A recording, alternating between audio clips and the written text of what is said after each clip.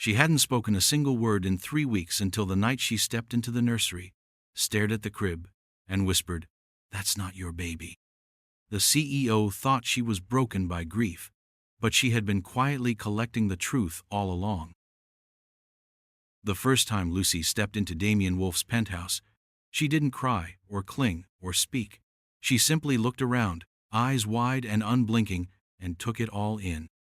Her suitcase was small, her shoulders even smaller, and she carried herself like someone who had learned long ago that staying quiet was safer than being noticed. Damien hadn't known what to expect from an 8-year-old, but it certainly wasn't the silent little ghost who now lived in the guest bedroom overlooking the city skyline. He wasn't used to children. His world was numbers and code, concrete results and binary logic. He ran Wolf Tech like a machine, efficient, predictable, controlled. But Lucy didn't follow any algorithm he understood. She floated through his life without making a sound, leaving behind tiny clues that she was watching everything. A spoon moved half an inch on the kitchen counter. A book left open to a new page, the faintest impression of small fingers on the fogged-up bathroom mirror. She hadn't spoken since her arrival 3 weeks ago. Not to Damien, not to the housekeeper, not even to the therapist he'd hired, who had kindly but firmly explained that trauma sometimes did that to children. She had been shuffled through 3 homes in 1 year after her mother's sudden death. And now she was here, with him, because no one else had stepped forward, and his sister had once said she trusted him to handle anything. He wasn't sure she would have said that now. Most days, Damien worked from home to be nearby. Not that Lucy ever needed anything. She didn't demand attention. She didn't cry at night. She didn't throw tantrums or ask for toys. She just watched. She'd perch at the edge of the sofa with a sketchpad in her lap, silently drawing while he answered video calls and managed his team. Occasionally, he'd glance over and find her eyes on him, dark and unreadable, before she quickly looked away. One afternoon, he found a drawing tucked beneath his coffee cup. It was of him, sitting at his desk, lines of code floating in the air around him like clouds. Lucy had even drawn his headphones and the way he tapped his pen against the table when he was deep in thought. She noticed everything, every detail. It unsettled him, not because she was doing anything wrong, but because he had never felt so completely seen before. Damien tried to reach out in small ways. He made her hot chocolate in the evenings, even though she rarely drank more than 2 sips. He asked her about the books she was reading, even though she never answered. He left crayons and sketchpads in every room, hoping she'd feel welcome. But she remained silent, always watching, always a step removed. Still, he noticed things too. The way she lingered in the hallway when he talked on the phone. The way her drawings sometimes included people she had never met but must have heard him mention. She was piecing his life together in silence, building a picture from shadows and whispers. And for reasons he couldn't explain, Damien Wolfe, billionaire, CEO, loner by design, began to care what this quiet little girl thought of him. He started measuring his own actions by whether they made her eyes soften or harden. He started noticing how empty his home had felt before she arrived, how strange it was to want someone's approval and not know how to earn it. Lucy never said a word, but her silence said everything. The crib arrived in 3 large boxes, each one marked with sleek branding and wrapped in white satin ribbons. Celeste had them delivered directly to Damien's penthouse with a note that read, "For the littlest light in your life." At first, Damien thought it was for Lucy, though he wasn't sure she would appreciate a crib, no matter how luxurious. But then Celeste arrived, stepping out of the elevator in a white coat and red lipstick, carrying a baby bundled in a soft pink blanket. Ivy, she said, was the child of her cousin who had died suddenly last month. It had all happened so fast. An accident, a legal scramble, no next of kin willing to step up. She hadn't had time to explain everything to him over the phone, but Ivy needed a home, and she had nowhere else to go. Damien didn't ask too many questions. He'd built his life on the ability to assess risk, process variables, and trust his gut. And Celeste had never given him a reason to doubt her. She was confident, polished, always one step ahead in every social setting. the perfect complement to his quiet intensity. So when she looked up at him with those wide, tear-bright eyes and said, "Can she stay here just until I finish the paperwork?" he only nodded. The crib took 2 hours to assemble. It was state-of-the-art, with biometric sensors, temperature control, and a built-in lullaby system. It looked more like a miniature spaceship than a baby bed. Celeste insisted on setting it up in Damien's spare room, the one closest to his bedroom, saying it would help Ivy feel secure.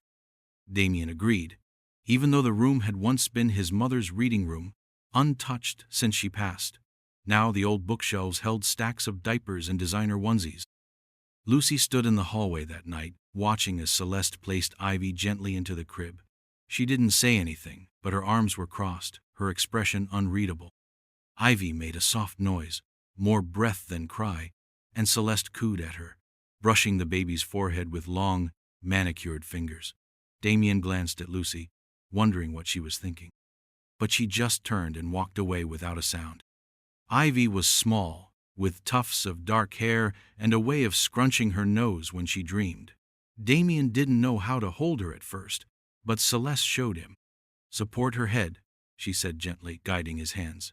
He found himself holding the baby at odd times, during conference calls, between email drafts, even once while pacing during a board meeting. Something about her weight in his arms grounded him, reminded him there were things in the world more fragile than the next product launch. Celeste stayed often now, always with Ivy close by. She blended into his routine like she'd always been there, making breakfast while he scrolled through stock reports, humming softly while feeding the baby. She told him how grateful she was for his kindness, how lucky Ivy was to have him in her life. Damien didn't respond much, but he started looking forward to the sound of Ivy's breathing at night, to the feel of her tiny fingers curling around his. Lucy watched all of this silently, from doorways, from behind the banister, from the corners of rooms where no one thought to look. She saw everything. And though she never said a word, the way she looked at that crib each night told Damien something he couldn't quite put into words. Something was off. But he didn't know it yet. The moving trucks came just after sunrise, quiet and efficient, as if they'd been planned weeks in advance. Boxes labeled nursery, evening gowns, and documents were stacked neatly in the foyer, while Celeste stood barefoot in one of Damien's white shirts, sipping coffee and directing the movers with a grace that made everything seem natural. She laughed easily, thanked everyone by name, and acted like she'd lived there all along. Damien didn't mind. In fact, he liked it. He watched her glide through the rooms with Ivy in her arms, stopping to admire the city skyline from his office window, placing her jewelry box next to his watch collection without asking, humming lullabies that made even Lucy pause on the stairs to listen. It wasn't what he had expected when he agreed to temporary guardianship of a silent little girl, but it felt nice, comfortable in a way that his penthouse had never been before. Celeste brought warmth into the spaces he'd left cold.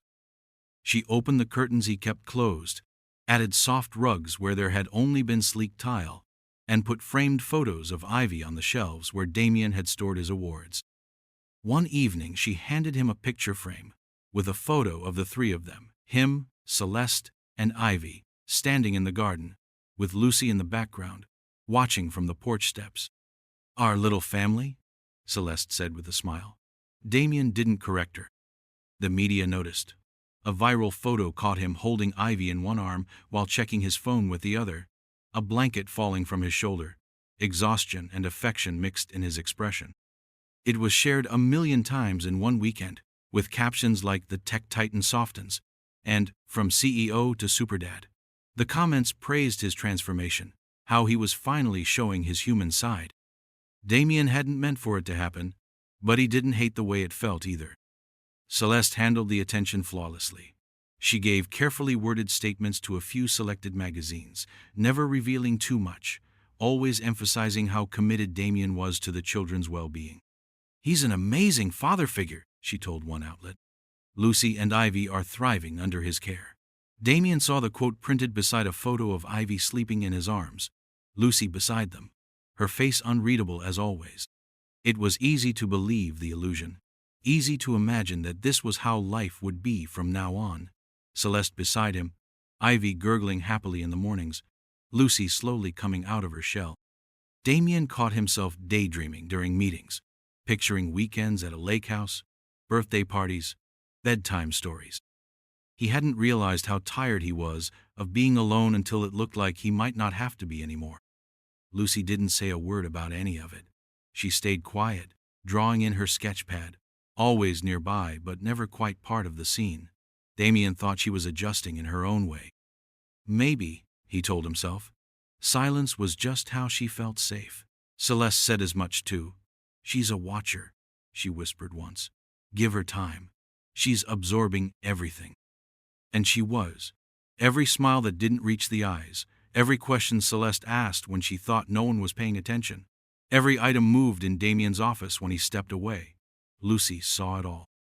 The problem wasn't that she wasn't speaking. The problem was that no one was listening. The nursery was quiet, except for the soft whir of the baby monitor and the occasional creak of the floor under Damien's steps.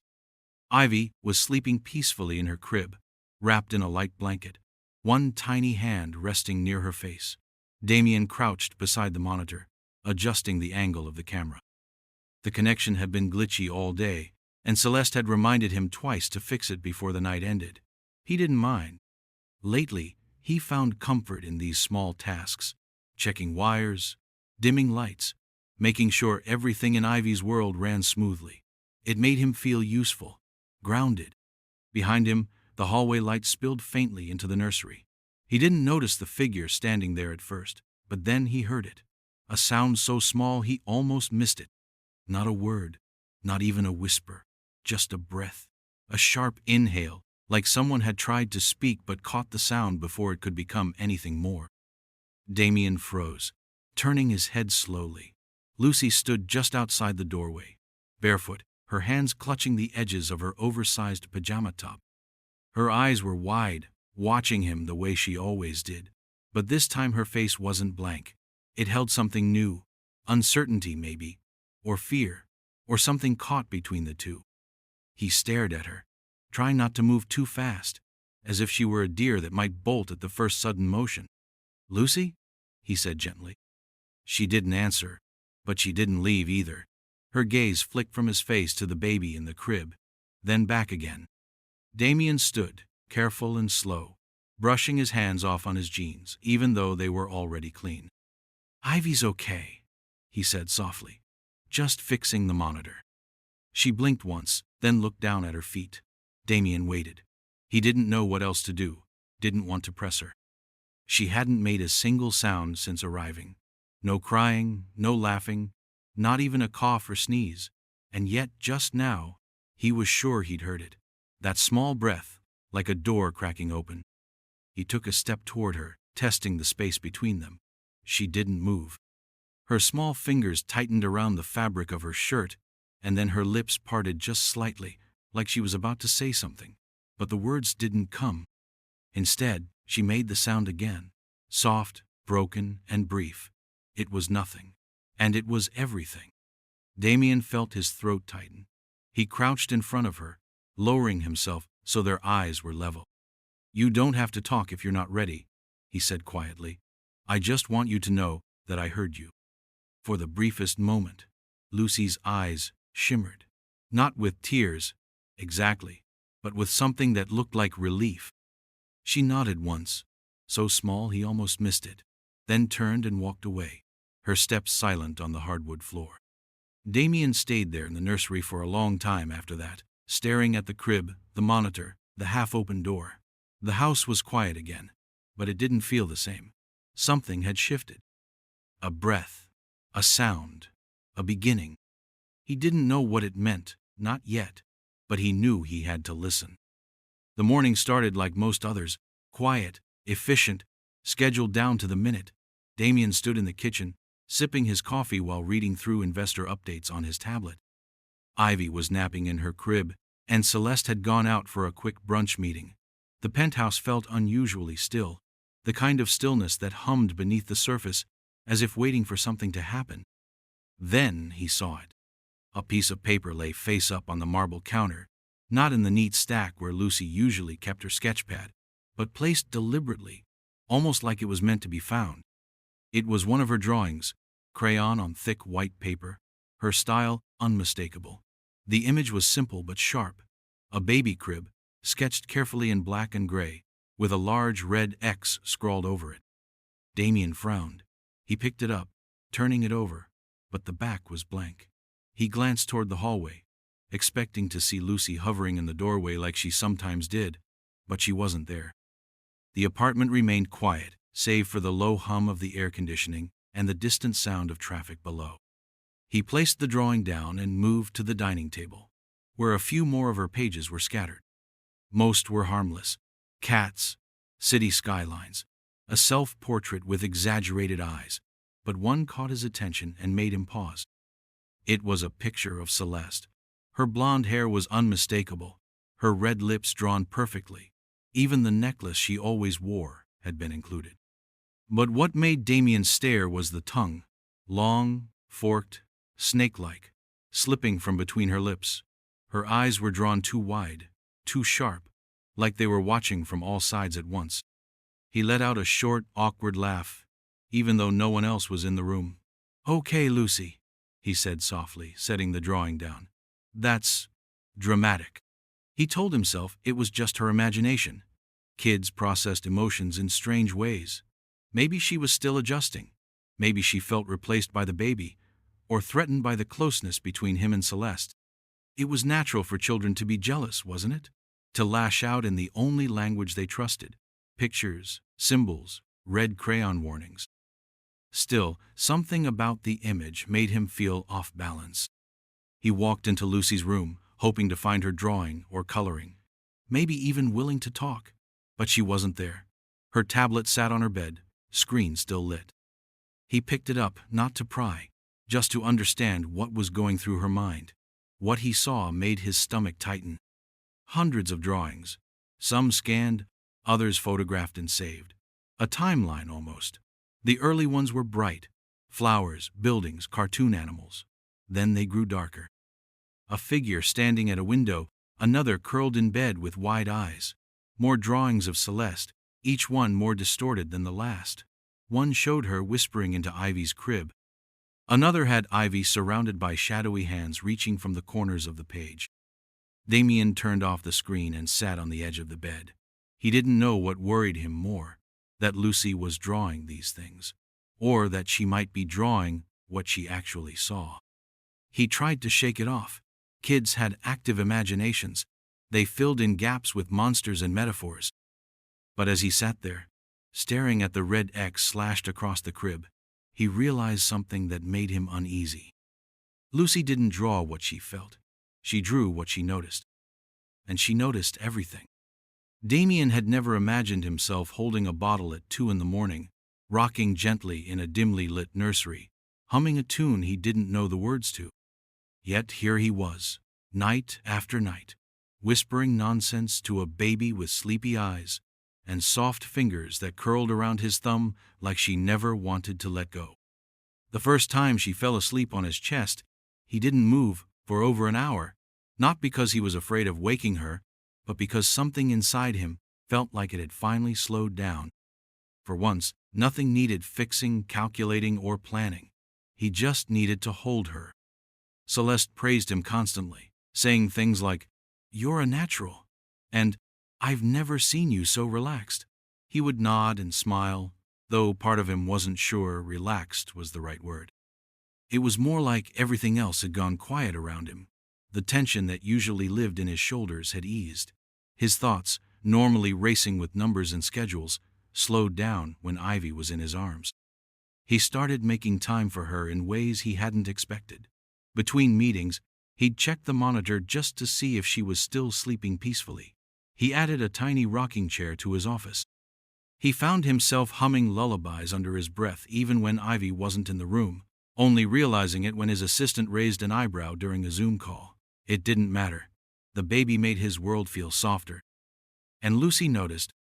At first, she watched from far away, half hidden in doorways, peeking over the banister, standing completely still, like she didn't want to disrupt whatever moment was unfolding. But her eyes weren't cold anymore. They were curious, guarded still, but no longer distant.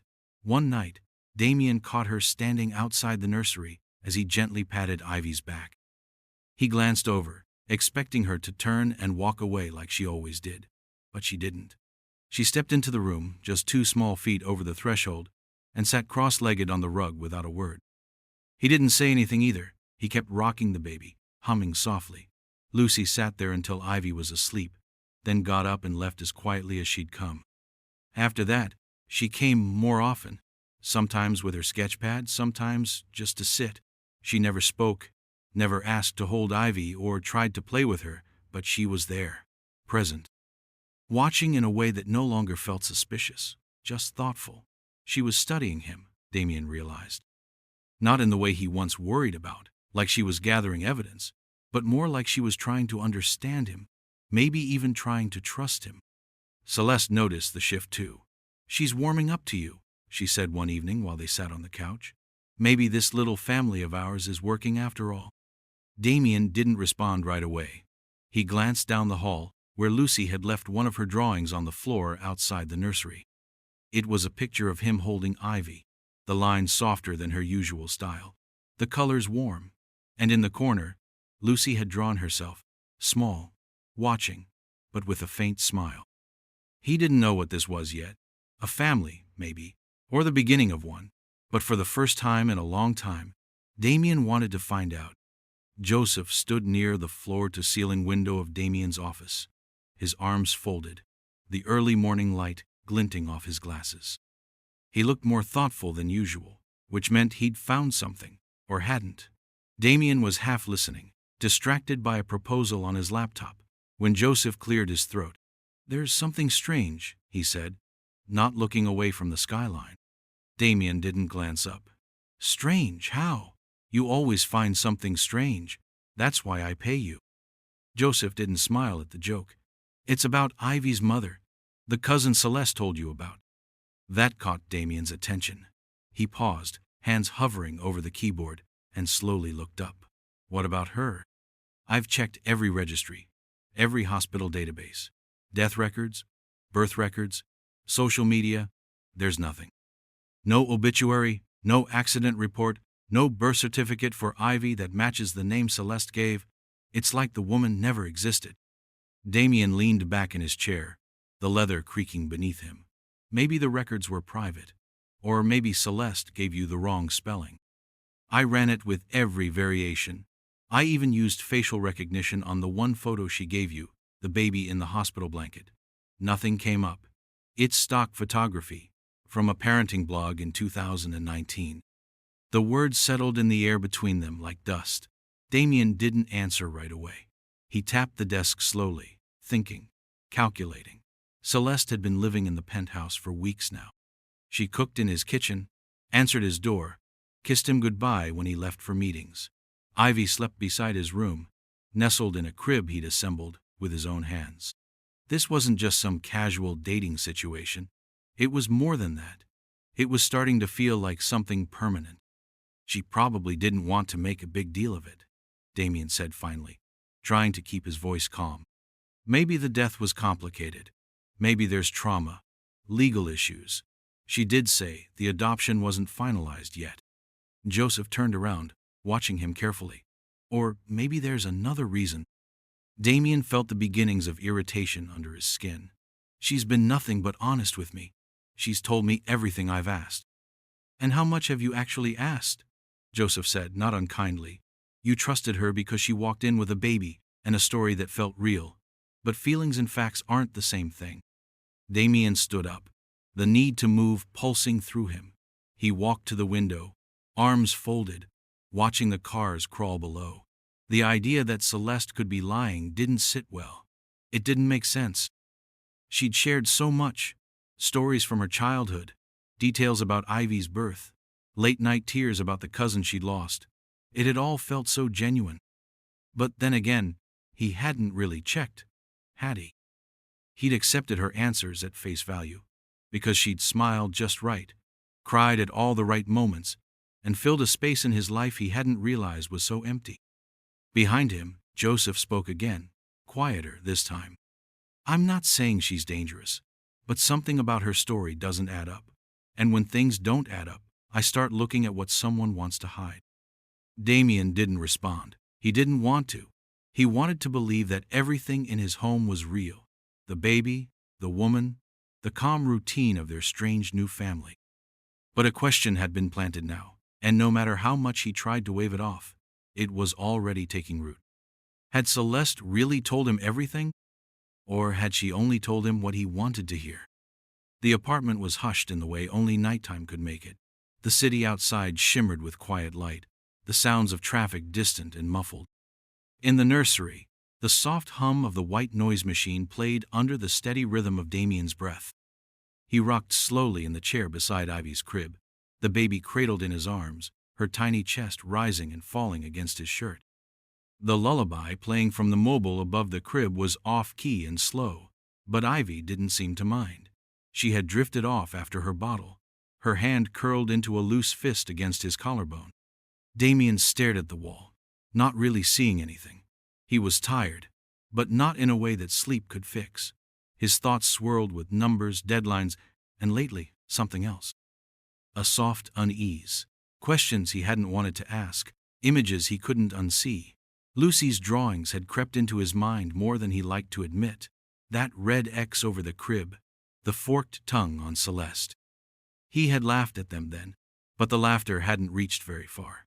And now Joseph's words joined them, circling like quiet warnings. He looked down at Ivy, her face peaceful, impossibly small. The doubt felt cruel. How could something so innocent be surrounded by suspicion? She stirred slightly in his arms, making a soft sound like a sigh. He adjusted her carefully, brushing a strand of hair from her forehead. When he felt it, a presence, a shift in the air. Someone was standing behind him. He didn't turn. He already knew who it was. Lucy had a way of entering rooms without sound, like a shadow that decided where to land. She didn't speak. She never did. But she was there, just a few feet away, watching. Damien kept rocking, waiting for her to walk away like she always did. But then, in the stillness, a voice reached his ear, barely louder than a breath, soft as wind in a crack in the wall. "That's not your baby." The words didn't hit him all at once. They landed slowly, heavy and hollow, echoing in the quiet like a bell struck in the distance. He turned sharply, heart jumping in his chest, but Lucy was already walking away. Her hair bounced slightly with each step, her hands clenched at her sides, her back straight. She didn't look back. He sat there frozen, Ivy still asleep against his shoulder, the nursery suddenly colder. "That's not your baby." He whispered it to himself, as if hearing it again would make it make sense, but it didn't. It wasn't a question. It wasn't fear. It was something else, something calm, certain. He wanted to call after her, ask her what she meant, how she knew, why she said it, but he didn't, because a part of him, the part he'd been ignoring for days, already knew. He didn't know how. He didn't know what it meant yet, but Lucy wasn't guessing. She wasn't trying to hurt him or confuse him. She was telling the truth. And now he couldn't unhear it. Damien didn't sleep that night. He lay in bed with Ivy's baby monitor glowing softly on the nightstand, the green light blinking steadily as if mocking his restless thoughts. Lucy's words replayed in his mind over and over, not loud, not emotional, but clear. "That's not your baby." He couldn't forget the tone, the certainty, like she hadn't meant to frighten him, only to tell him the truth. By morning, the doubt had taken root. He kept his expression neutral as he moved through his routine. He fed Ivy her bottle, answered Celeste's questions about his meetings, nodded at her suggestion to redecorate the nursery. But inside, something had shifted. He no longer saw the world around him as safe and orderly. He saw cracks, little pieces that didn't quite fit together anymore. He waited until the afternoon, when Celeste had taken Ivy out for a walk in the park, before calling Joseph into his home office. The walls were thick, the doors soundproofed, the cameras disabled for privacy. Damien didn't pace or ramble. He just sat at his desk, fingers laced together, and said, "I need you to look again. Deep this time. I want to know everything about Ivy's birth, her records, her mother, the cousin Celeste claims. I want it all verified. Quietly. Joseph didn't ask why. He nodded once and left the room. The report came back 2 days later. Damien had been dreading it, hoping somehow that Lucy's whisper had been wrong. A misunderstanding. A child's imagination stretched too far. But when Joseph walked into the room, his face told Damien everything before a word was spoken. She's not who she says she is, Joseph said quietly, placing a file on the desk. Damien opened it, his hands cold despite the warmth of the room. Inside was a copy of Ivy's supposed birth certificate. Only it wasn't real. The font was off. The notary stamp had no official seal. The signature belonged to a nurse who had died 5 years ago. The name of the hospital didn't match any facility currently operating in the state. I ran the hospital code through every system I could find, Joseph continued. It doesn't exist. Not in state archives, not in private health networks. It's a ghost address. And the clinic listed on the discharge papers?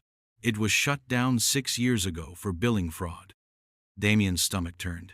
He flipped to the next page, Celeste's cousin's name. No death certificate. No obituary. No social media. Nothing in public or private records. She simply didn't exist. Joseph's voice was calm, but firm.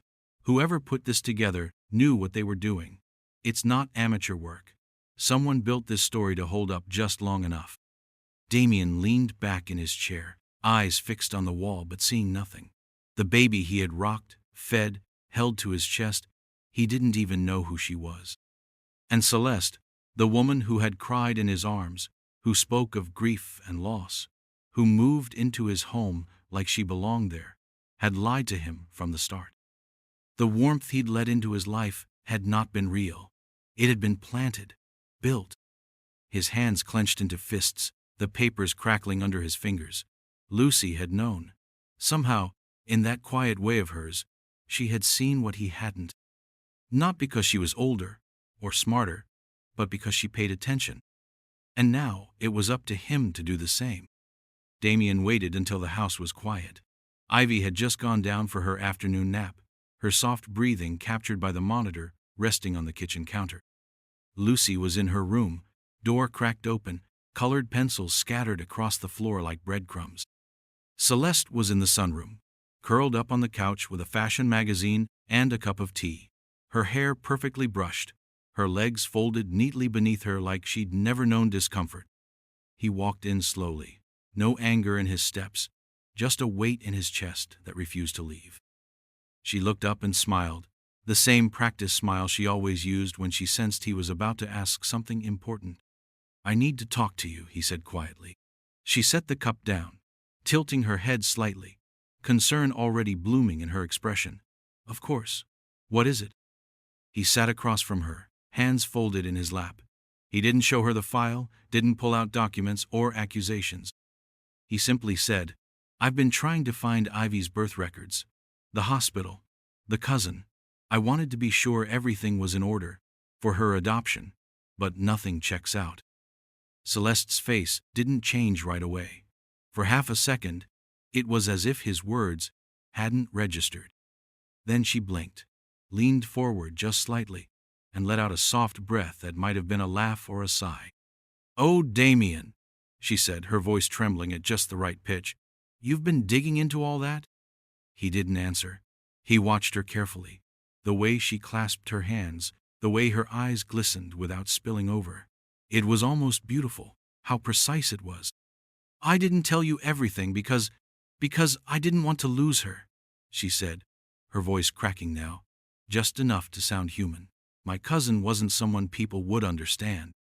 She struggled, with drugs, with choices, with people who hurt her. When she died, no one wanted Ivy. No one even asked. I was the only one who cared. Damien's jaw tightened, but he kept his voice calm. Then why the forged birth certificate? Why the fake hospital? Celeste looked down, shaking her head. A tear finally slipped free and rolled down her cheek. Because no one listens when you tell the truth. Because if I'd said I rescued her from a bad situation, they would have taken her away. I did what I had to do to protect her." He watched the way her fingers twisted the hem of her sweater, the way her voice quivered just enough to make any other man believe her. A week ago, he might have. A month ago, he would have defended her without question. But now, he could see it for what it was: a performance. Brilliant, careful, and deeply rehearsed. "Is Ivy even your cousin's child?" he asked, gently but firmly. Celeste looked up at him, eyes wide with hurt. "Does it matter?" she whispered. "She's safe now. She's loved. Isn't that what you care about?" He didn't answer. He stood slowly, heart pounding, and walked out of the room without looking back. Behind him, Celeste began to cry softly, the sound trailing after him like smoke. But this time, it didn't reach him, because now he knew the difference between emotion and manipulation. And he wasn't playing her game anymore. Damien didn't knock.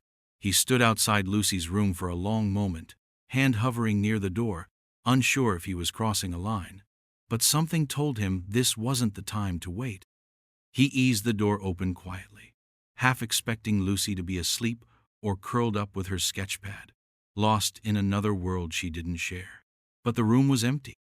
The sunlight coming through the window lit up the soft pinks and creams Celeste had chosen for her when she first moved in. Stuffed animals sat neatly on a shelf, untouched. A book was open on the bed, face down like it had been abandoned in a hurry. Damien glanced toward the corner where Lucy kept her art supplies, expecting to find scattered papers and drawings. But what caught his eye was something far more deliberate. At the far end of the room, partly hidden behind the closet door, there was a second wall, covered top to bottom in taped-up pages, photos, and hand-drawn diagrams. It wasn't messy. It was organized, methodical, as if Lucy had been building a puzzle with pieces she wasn't sure anyone else would ever see. Damien stepped closer, heart tight in his chest. There were printouts, screenshots of Celeste's text messages, most of them blurry but legible, as if snapped in secret from a hallway or through a reflection. Some were mundane, grocery lists, casual chats, but others weren't. One read, "He believes everything. The baby sealed it."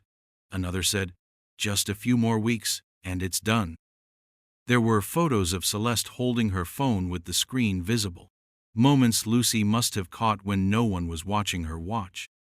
Damien recognized the timestamps from days when he'd been out of the apartment, when Celeste had claimed she was home cleaning or resting. One drawing was taped low to the wall, near Lucy's height, marked in bold red crayon. It showed a camera tucked into the corner of the nursery, behind the mobile. At first, Damien thought it was another sketch, just more of Lucy's vivid imagination, but taped next to it was a photo, a real one, of a tiny, hidden lens, embedded where he'd never thought to look. His stomach turned. He'd sat in that nursery countless times, thinking it was the safest place in the house, all while someone had been watching. Beside the camera sketch, another drawing showed a woman Damien didn't recognize. Her face was angular, her hair dark, her eyes tired. Above it, in Lucy's neat but childish handwriting, were the words, "Ivy's real mom?" Damien stared at it, his breath caught. This wasn't fantasy. This wasn't a child acting out. This was a girl who had seen things no one else had, and tried to make sense of them the only way she could, by documenting the truth. Behind him, he heard a soft sound. He turned to see Lucy standing in the doorway, arms wrapped around herself, her face unreadable. He crouched down to her level, his voice barely above a whisper. "Lucy, how long have you been collecting all this?" She didn't answer, but she walked to the wall, touched one of the photos gently, then turned to him with eyes steady and sad. "I didn't know if you'd listen," she said. Damien felt something crack deep in his chest, not from anger, from shame. "I'm listening now," he said. "I promise." Lucy didn't speak as she led Damien down the hallway, her small hand holding tightly to the hem of her shirt. She walked with quiet purpose, pausing only when they reached the laundry room. The door creaked as she pushed it open, then stepped inside and crouched down beside the dryer. Damien watched as she reached behind it, fingers moving blindly, until she pulled out a small plastic bag taped to the wall. Inside was a USB stick, black and scuffed around the edges, the kind sold in gas stations or convenience stores. Nothing remarkable, but the way Lucy held it out told him everything. "I took it from her purse," she said quietly, eyes on the floor. "She left it open in the kitchen.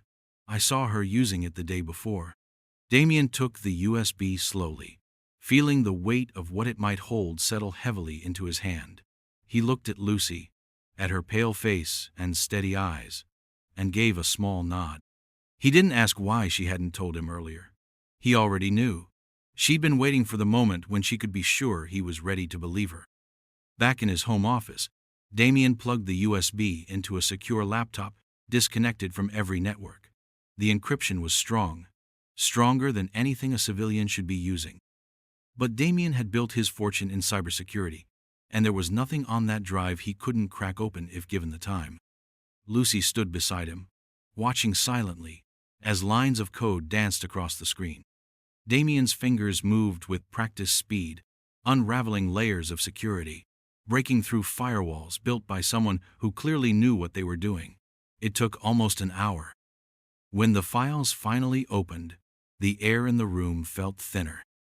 There were folders, neatly labeled, systematically organized. One called Wolfe Profile, another Asset Access, and one that made Damien's blood run cold, Leverage Ivy. He opened the profile folder first. Inside were reports, detailed timelines of his daily schedule, when he worked, when he slept, when he left the apartment, even what routes he took to meetings. Notes on his diet, exercise, business holdings, and investments. Photos of his office, snapshots of papers on his desk, scans of his personal identification. A full psychological assessment sat at the top, dated months before he had ever met Celeste. He clicked into the next folder, Asset Access. It held documents mapping out his company's security systems, how to get into the data vault, who had the backup codes, which employees were vulnerable to bribes. Damien felt his throat tighten. Someone had planned this meticulously, from the inside out. Then, finally, he opened the folder labeled Leverage Ivy. The first file was a chart, columns titled Attachment Timeline, Behavioral Triggers, and Projected Emotional Dependence. Beneath them were bullet points.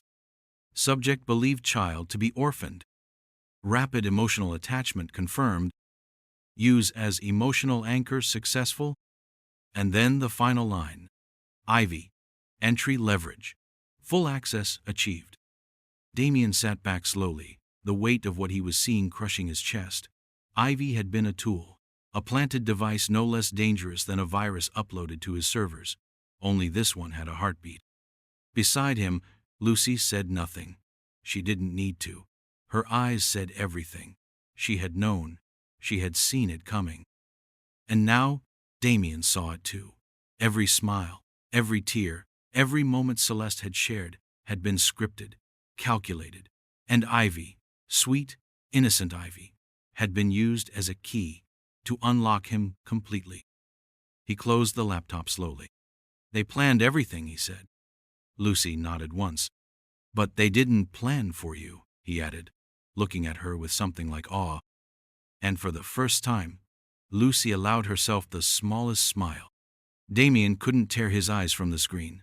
His hand hovered over the trackpad, frozen mid-click, as if any movement might break the fragile surface of his world for good. He read the line again and again, hoping he'd misunderstood it, hoping there was another meaning, another context. But the words stayed the same. Asset B. Acquired via neonatal exchange. Secure custody obtained. Subject untraceable through standard records. He leaned back in his chair slowly, as if the air had thickened around him.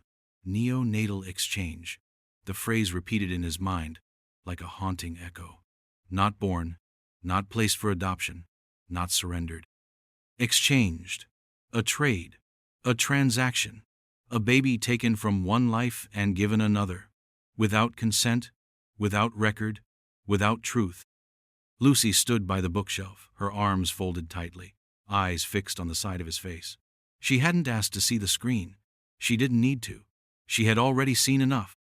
Damien scrolled through the rest of the file, each paragraph more horrifying than the last. Medical forms forged, hospital footage erased, birth records overwritten by synthetic data. Ivy hadn't just been brought into his home under false pretenses. She had been taken from someone out there who had never given her away. A mother who might still be searching, still hoping, still waking up at night and wondering where her baby had gone.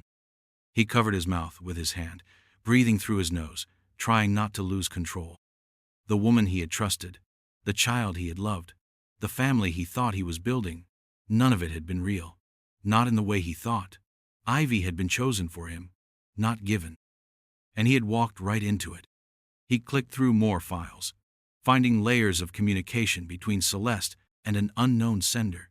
They spoke in codes, in cold, clipped phrases that left no doubt about their intentions.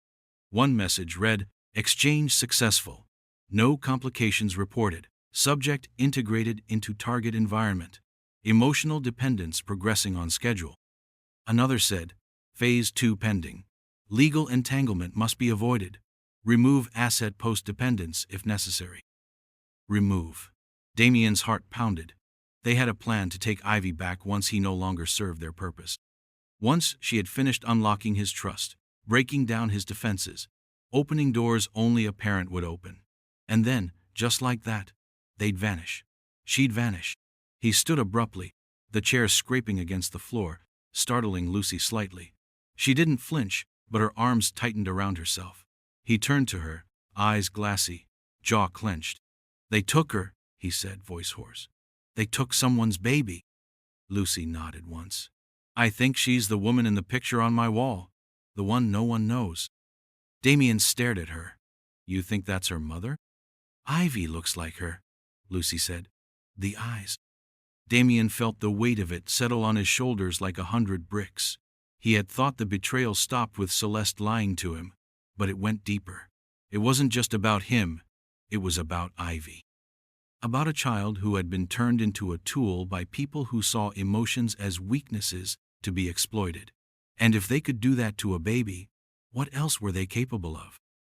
He didn't know who the real mother was, but he knew one thing for certain.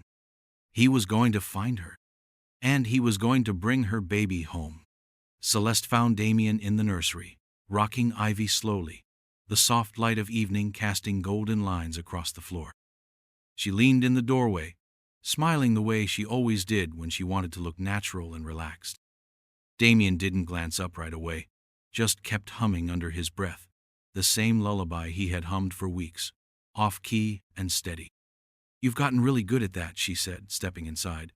"She melts every time you hold her." Damien nodded, adjusting Ivy in his arms. "She's the only one who doesn't care if I mess everything up." Celeste laughed softly, brushing imaginary dust from her dress. "You don't mess anything up. You're the calm in all the chaos. That's what makes this work." He finally looked at her, letting just enough warmth into his eyes to make it believable. "I've been thinking about the future, about protecting it." Celeste tilted her head slightly, waiting. "I want to set up a trust fund," he said, rising from the chair and placing Ivy gently into her crib. "For Ivy.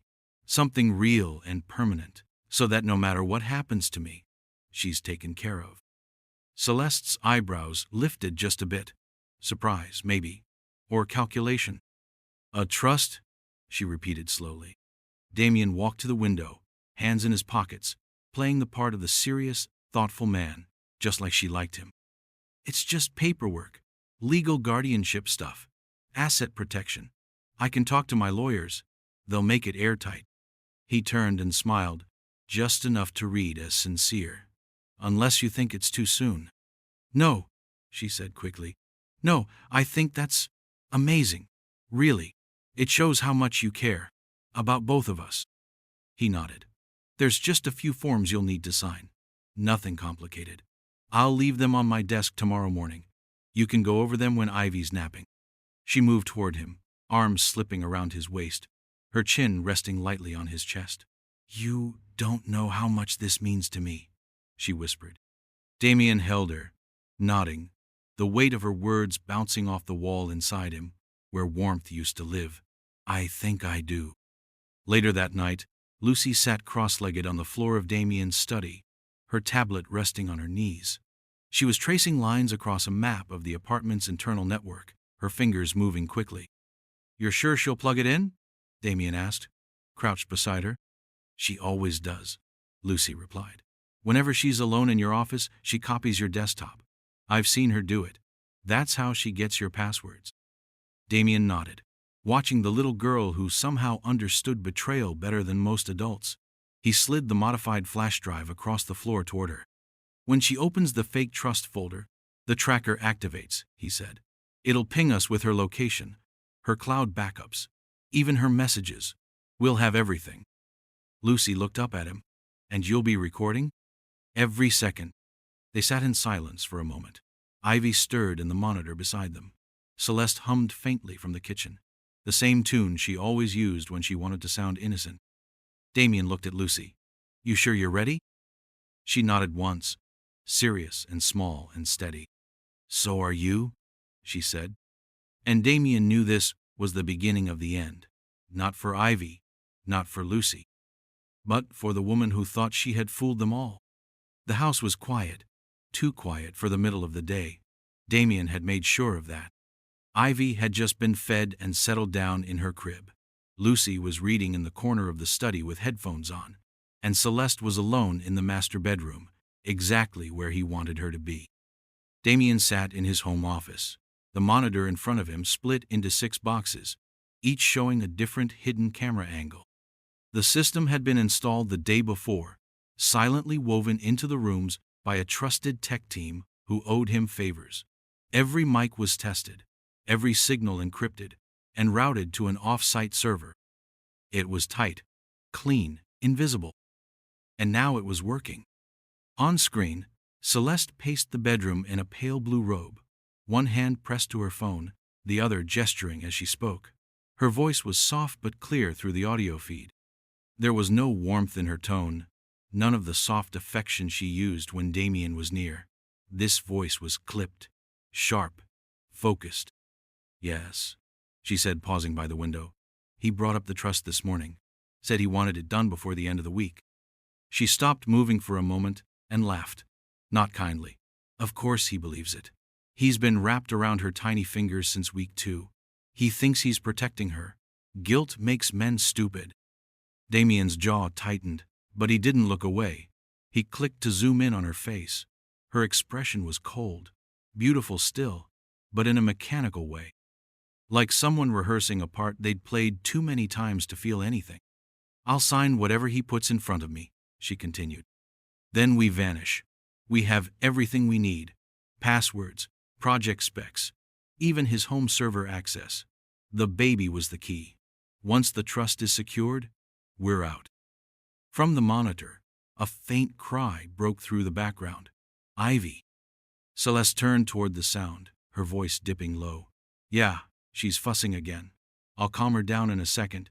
Just keep the exit clean. I'm not dragging her through a delay." There was a long pause while she listened to whoever was on the other end. She pulled the curtain slightly and looked out over the street. "No, he doesn't suspect anything. He still thinks I'm just some broken-hearted cousin trying to do the right thing. It's perfect. Once this is done, you transfer the rest of my payment, and we disappear."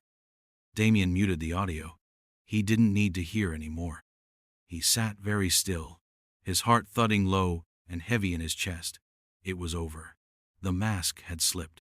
She had shown her real face, not to him, but to someone else, someone who didn't need lies, only results, and she had delivered. Ivy cried again through the monitor. And suddenly Damien saw her not as a puzzle piece, or a trap or leverage, but as a baby caught in something far too cruel for her tiny world, a baby who had been used, lied about, taken. He clicked a button to start recording a duplicate feed. Then he turned to the hallway where Lucy waited, sitting cross-legged with her tablet and headphones. She looked up when he opened the door. "She said it," he told her. "Everything." Lucy nodded once, like she had known all along. "Now we stop her," she said. "Right?" Damien didn't smile, but his voice was steady when he answered. Right. Damien didn't sleep that night. He sat at the kitchen table with Lucy beside him, her tablet glowing softly as she scrolled through the files she'd organized, like a detective building a case. Paperwork, photos, timestamps, background checks. She had mapped out everything Celeste had touched. But it was the one picture Lucy had drawn weeks ago, now taped to the wall beside the fridge, that kept pulling Damien's eyes. The drawing of the woman with tired eyes and dark hair, standing beside a crib with no baby in it. "That's her," Lucy whispered, pointing to the screen. "I think her name is Marin." Marin Thomas, Damien read aloud in his head. 32 years old. Lives in Austin, Texas. Married to a man named Joel. No criminal record, no red flags, nothing suspicious. But 2 months ago, they had filed a police report about their newborn daughter, Ava, who had gone missing during a fire at St. Vincent's Hospital. The blaze had destroyed part of the maternity ward. No security footage survived. Several infants had been evacuated. But in the chaos, baby Ava was marked as transferred, then disappeared. The report had been short and desperate. They believed their daughter had been stolen. The case had gone cold within days. 2 days later, Celeste had shown up at Damien's door with Ivy wrapped in a pink blanket. "I need to call them," Damien said, reaching for his phone. Lucy looked up at him, her eyes steady but tired. "What if they don't believe you?" "Then I'll show them," he replied. "Everything. DNA, the files you found, the photos. I'll fly there if I have to." He sent the message first, short, careful, and respectful. Just a request for a phone call regarding their missing daughter. Within an hour, Marin called back. Her voice trembled as she asked who he was, what he meant, and why he knew the name Ava. Damien told her everything. Not all at once, not fast. He spoke slowly, carefully, leaving space for her to interrupt or cry or hang up, but she didn't. She stayed on the line, Joel joining in halfway through, their voices cracking but clear. When Damien described Ivy, her soft curls, the little birthmark on her shoulder, the way she cried when the mobile played too loud, he heard Marin's breath hitch. "That's her," she whispered. "That's our baby." He promised them he would protect her, that he wouldn't let Celeste take her again, that they would have every legal document, every record, every piece of proof they needed. Joel asked for a video call. Damien agreed instantly. He brought Ivy into the room, cradled in his arms, and watched as two strangers on a screen broke into tears. Not polite tears, not quiet ones. The kind that shook shoulders and spilled over lips in trembling gasps. Marin pressed her fingers to the screen. "Hi, baby," she whispered. "Mommy's coming." And Damien, who had spent his life building firewalls and protecting systems, realized that this baby, these people, this moment, was the first thing he had ever truly rescued. The morning felt too calm, too normal, like the world hadn't yet caught up with what was about to happen. The dining room had been set up for the trust signing. Clean documents stacked neatly in a leather folder. A pen placed just so, like everything had been planned with care and trust, instead of traps and betrayal. Celeste floated into the room just before 10, dressed in pale pink, her makeup flawless, her smile polished. She kissed Damien on the cheek and thanked him again for being so generous. Ivy slept in the bassinet near the window, completely unaware that her world was about to shift again, but this time, in the right direction. Lucy sat quietly on the staircase just above, a sketch pad in her lap but no pencil moving. She wasn't drawing today, she was watching. Damien stood behind his chair, steady and silent, his pulse calm in a way he hadn't expected. The sting of betrayal had turned into something colder, purpose. Every piece of the puzzle was in place. The agents were waiting just outside, listening through earpieces, watching through the hidden feeds that Lucy had helped him set up. Celeste picked up the pen. And the front door burst open. Federal agents swept in like a wave. Dark suits, clear commands, precise movements. One reached for Celeste's hand before the pen touched the paper. Another moved toward the bassinet, securing Ivy with care, wrapping her gently in a soft blanket, as if they already knew she was more than just a name on a report. Celeste's eyes widened, but she didn't scream. She didn't fight. She simply froze, her expression cracking for the first time. "What is this?" she asked, her voice sharp and brittle. "You're under arrest for conspiracy, child endangerment, fraud, and abduction," one of the agents said as he read her rights. "You have the right to remain silent." "No," she said, shaking her head, voice rising. "This is a mistake. I was trying to help her. You don't understand." But no one was listening anymore. Damien stepped back as they cuffed her wrists, her protests fading into the clatter of footsteps and radios. The woman who had once charmed every room she walked into was now being led out in silence, her face pale, her shoulders straight but no longer proud. She didn't look at Ivy. She didn't look at Damien. From the top of the stairs, Lucy reached for Damien's hand. He took it gently and squeezed, neither of them saying a word. In the front entryway, Marin and Joel waited. Their eyes were red, their hands trembling, but their steps were sure as they crossed the room. The moment Marin saw Ivy, she broke into a sob that wasn't loud but deep, the kind that came from a place only a mother could know. Joel held her as she reached for the baby, and Ivy, still drowsy, blinked up at her like something inside her remembered. The handoff was quiet, careful, sacred. And Damien, watching from the stairs beside the girl who had exposed it all, felt something shift inside him. Not loss, not regret. Relief. Because justice had arrived, and it had come holding a baby in one arm and the truth in the other.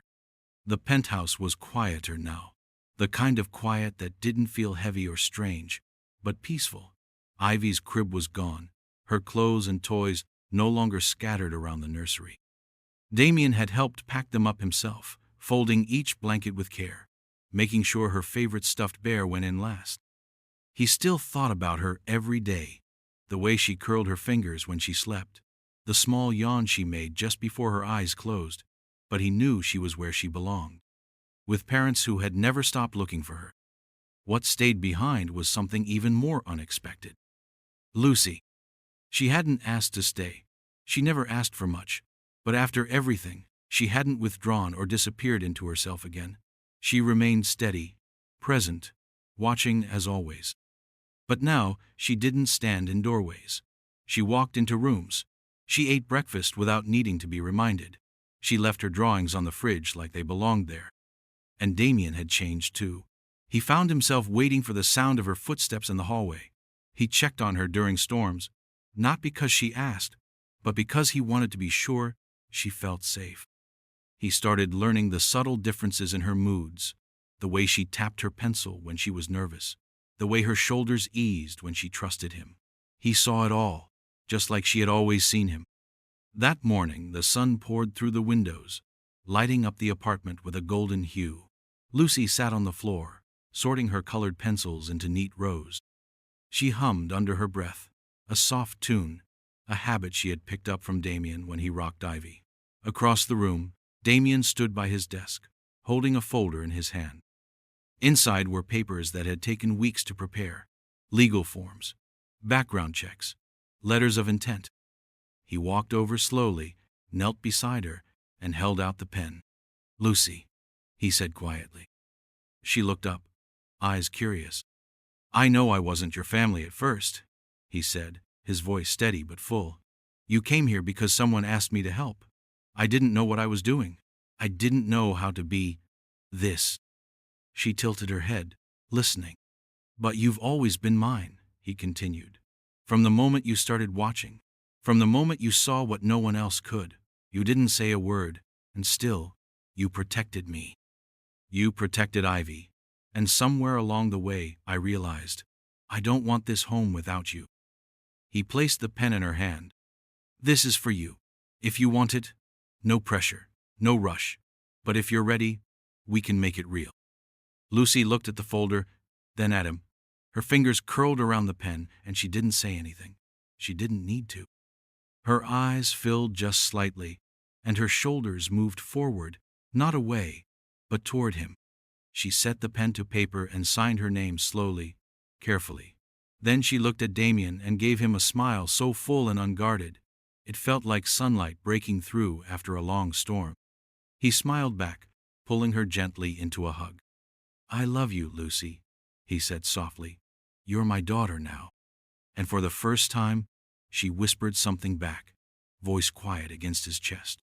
I know. If this story moved you like it moved us, don't forget to give it a like. And if you want more powerful stories like this one, hit subscribe. We'd love to have you with us.